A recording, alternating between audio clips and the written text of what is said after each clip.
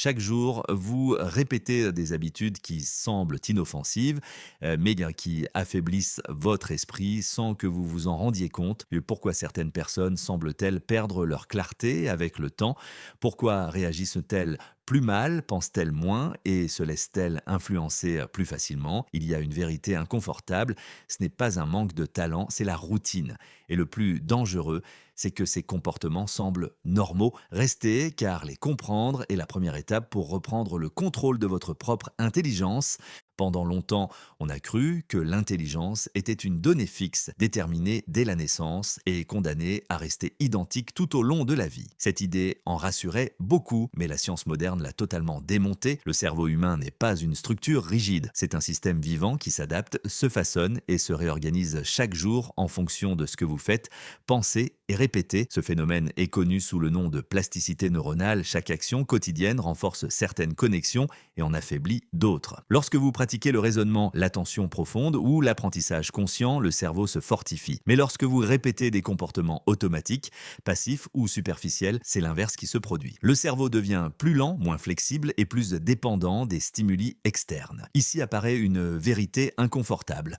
Beaucoup de personnes ne perdent pas leur intelligence à cause du vieillissement, mais par habitude. Ce n'est pas le temps qui détériore l'esprit, mais la répétition quotidienne de comportements qui exigent peu d'efforts cognitifs. Le cerveau apprend à économiser de l'énergie et avec le temps cesse d'essayer de comprendre en profondeur. Le plus dangereux est que ce processus ne génère ni douleur ni signaux d'alarme clairs. Au contraire, il est confortable. Moins penser fatigue, moins remettre en question réduit le conflit interne. C'est pourquoi ces comportements se normalisent si vite, le cerveau s'adapte à la facilité avec la même efficacité qu'il pourrait s'adapter à l'exigence. Ce point, au fait, est la clé que beaucoup ignorent. Le cerveau ne fait pas la distinction entre les bonnes ou les mauvaises habitudes. Il répond simplement à ce qui est répété. Chaque jour, vous entraînez votre esprit, même si vous n'en êtes pas conscient. La vraie question n'est pas de savoir si votre intelligence change, mais dans quelle direction elle le fait. Et à partir de là, surgit quelque chose d'encore plus inquiétant. Quelles habitudes concrètes poussent le cerveau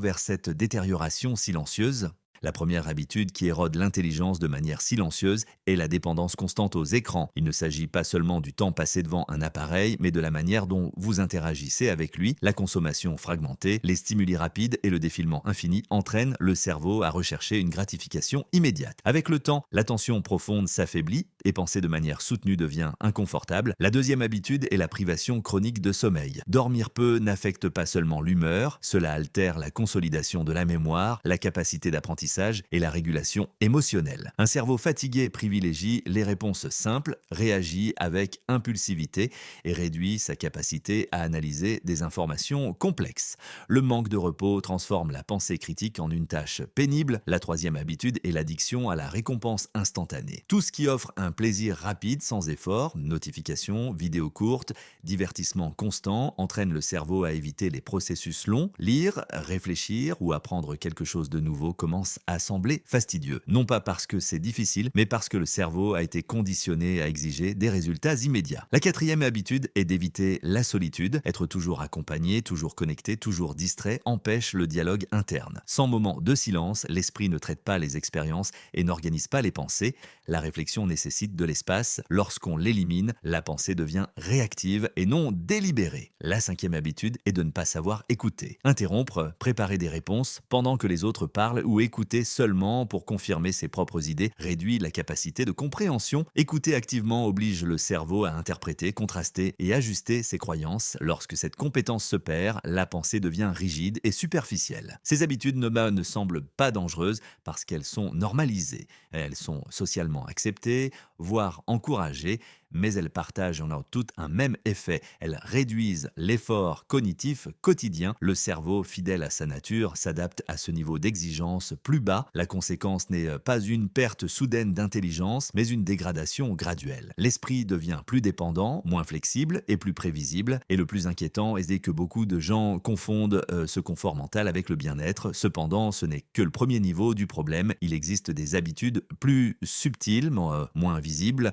qui n'affectent pas pas tant le comportement externe, mais plutôt le noyau de la pensée. Au-delà des comportements visibles, il existe des habitudes psychologiques qui agissent de manière silencieuse et profonde. Elles ne se remarquent pas au premier coup d'œil, mais elles façonnent la manière dont une personne interprète la réalité. La première d'entre elles est la communication automatique. Parler sans réfléchir, répéter des phrases toutes faites et participer à des conversations superficielles sans contenu réel entraîne le cerveau à fonctionner en mode pilote automatique. Avec le temps, penser avant de parler semble inutile, voire agaçant. Cette habitude n'appauvrit pas seulement le langage, mais aussi la structure de la pensée. Le langage est un outil cognitif. Lorsqu'il est excessivement simplifié, la pensée l'est aussi. Les idées complexes nécessitent des mots précis. Sans eux, l'esprit perd ses nuances et devient incapable de soutenir des raisonnements profonds. La deuxième habitude est le rejet immédiat des idées nouvelles. Beaucoup de gens confondent avoir une opinion avec avoir du discernement. Écouter quelque chose de différent et l'écarter sans analyse génère un faux sentiment de sécurité intellectuelle.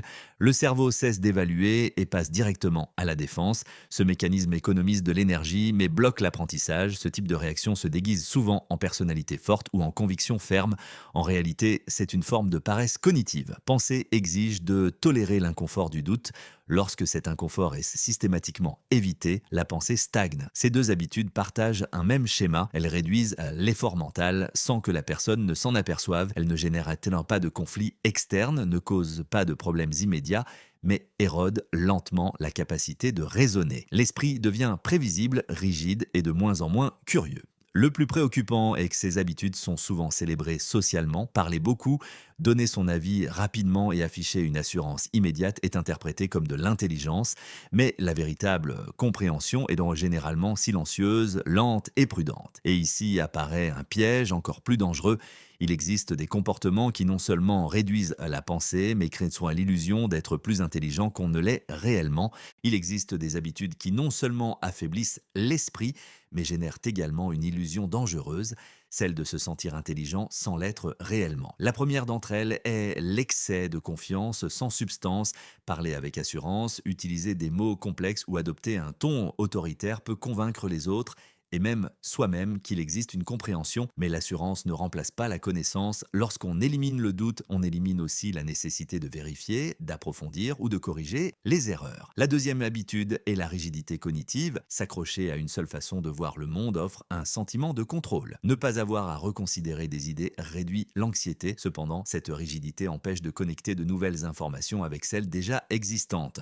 La pensée cesse d'évoluer, l'esprit se protège du changement, mais ce faisant, il s'appauvrit. La troisième habitude est l'attrait pour les théories du complot. Ces récits offrent des explications simples pour des réalités complexes et confèrent à celui qui les adopte un faux sentiment de supériorité, l'idée de savoir quelque chose que les autres ignorent. Le problème n'est pas de remettre en question la version officielle, mais de remplacer l'analyse critique par une suspicion automatique. La pensée devient sélective et émotionnelle, non rationnelle. La quatrième habitude est la pensée superstitieuse. Attribuer des événements à des forces invisibles, des signes ou des coïncidences mystiques peut être réconfortant. Cela réduit la responsabilité personnelle et offre des réponses rapides. Mais ce type de raisonnement affaiblit la capacité d'établir des relations causales réelles. Le cerveau cesse de chercher des modèles vérifiables et accepte des explications sans preuve. La cinquième habitude est l'obéissance automatique. Suivre des normes, des autorités ou des tendances sans les remettre en question économise l'effort mental. Ne pas avoir à décider ni à évaluer est confortable. Avec le temps, la capacité de jugement est totalement déléguée. L'esprit s'habitue à recevoir des instructions au lieu de formuler ses propres critères. Ces habitudes ont un point commun, elles font que la personne se sent sûre d'elle, informée et convaincue, mais cette assurance ne provient pas d'une compréhension profonde, mais de l'élimination du conflit interne.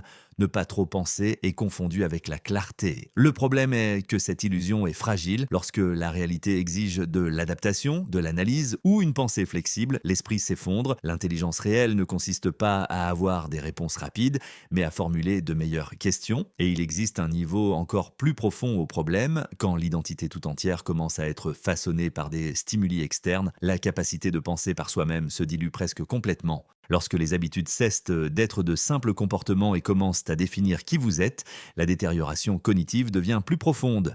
L'un des signes les plus clairs est la perte d'une identité propre. Adopter des opinions, des goûts et des comportements en fonction de ce que dicte l'entourage crée un sentiment d'appartenance immédiat, mais affaiblit la capacité de réflexion individuelle. Penser par soi-même commence à paraître inutile. Ce processus s'accélère lorsque le divertissement remplace l'effort mental. Il ne s'agit pas de se reposer ou de s'amuser, mais de répéter des activités qui n'exigent aucun progrès. Jouer, consommer du contenu ou se distraire sans aucun défi cognitif entraîne le cerveau à rester dans un état passif. L'esprit s'habitue à recevoir des stimuli et non à produire des idées. Un autre aspect clé est de suivre les tendances et sans les remettre en question. Les modes offrent un guide rapide de ce qu'il faut penser, ressentir ou valoriser.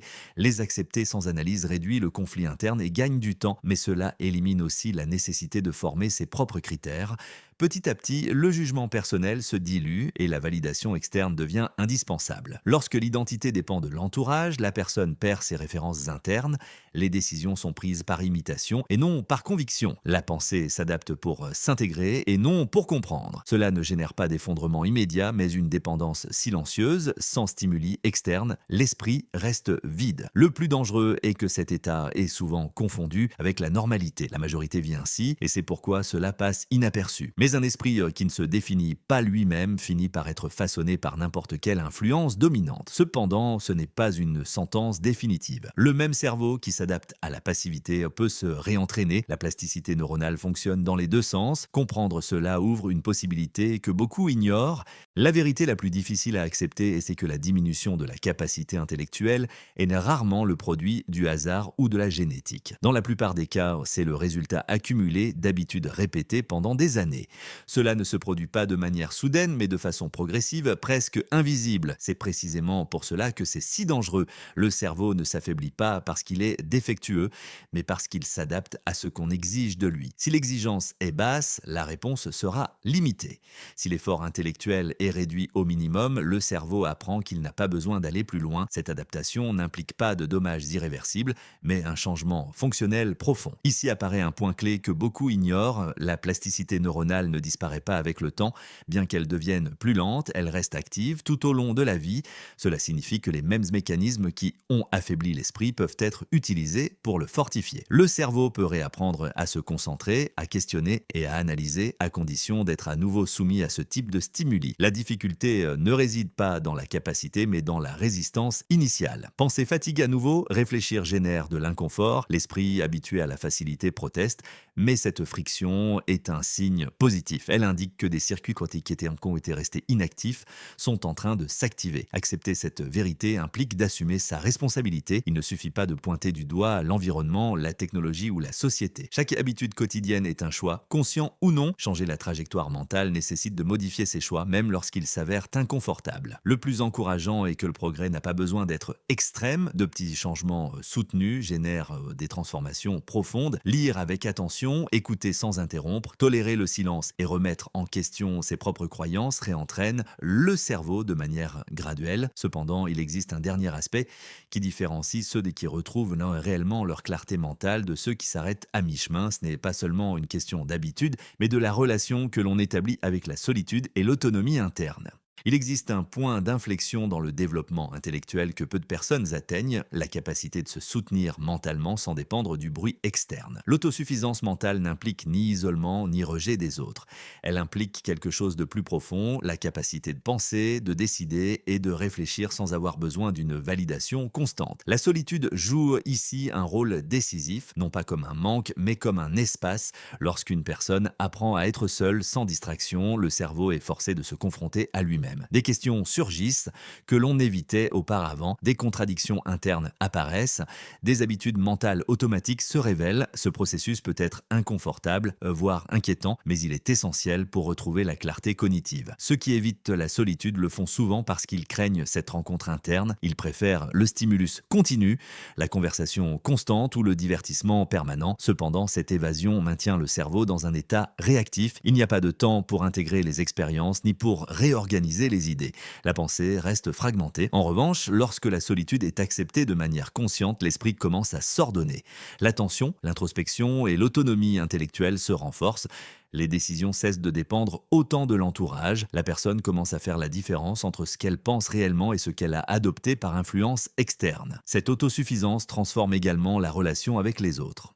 On ne cherche plus de liens pour combler des vides, mais pour partager par choix. La conversation devient plus profonde, l'écoute plus attentive, le besoin d'impressionner ou d'imposer ses opinions s'amoindrit, car l'assurance provient de son propre discernement. La plupart n'atteignent pas ce niveau parce qu'il exige une discipline interne et une tolérance au silence. Mais ceux qui y parviennent découvrent quelque chose de fondamental. L'intelligence ne se mesure pas seulement à ce que l'on sait, mais à la capacité d'être seul avec ses propres pensées, sans les fuir, et c'est précisément de cet endroit que se produit la clôture finale de ce processus.